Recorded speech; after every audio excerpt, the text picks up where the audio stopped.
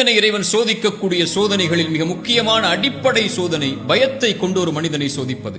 நஷ்டம் ஏற்படும் போதோ, இழப்புகள் ஏற்படும் போதோ, தோல்விகள் ஏற்படும் போதோ முதலாவது அவனுடைய உள்ளத்தில் வருவது பயம்.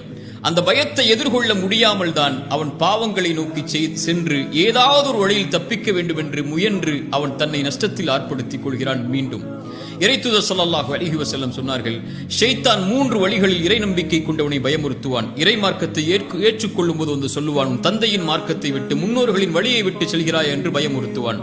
இறைவனுடைய வழியில் இறைவனை வணங்கக்கூடிய மக்கள் இருக்கக்கூடிய ஊரை நோக்கி ஹிஜ்ரத்தை மேற்கொள்ளும் போது வந்து சொல்லுவான், உன் ஊரை விட்டு செல்வத்தை விட்டு பிரிந்து செல்கிறாயா என்று பயமுறுத்துவான். 3வது இறை வழியில் போராடச் செல்லும் போது வந்து சொல்லுவான், இதில் உயிரிழப்புகள் ஏற்படும், உன் மனைவியை பிரியக்கூடிய நிலை ஏற்படும் என்று பயமுறுத்துவான்.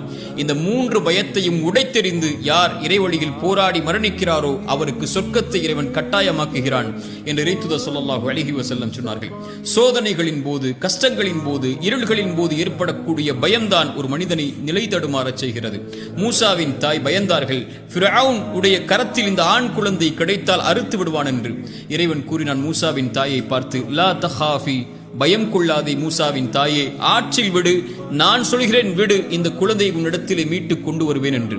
எந்த ஃபிரௌனுடைய கரத்தில் கிடைத்தால் அறுத்து விடுவான் என்று பயந்தார்களோ அதே ஃபிரௌனுடைய கரத்தாலேயே மூசாவின் தாய்க்கு அந்த குழந்தையை கொடுக்க செய்தான் இறைவன்.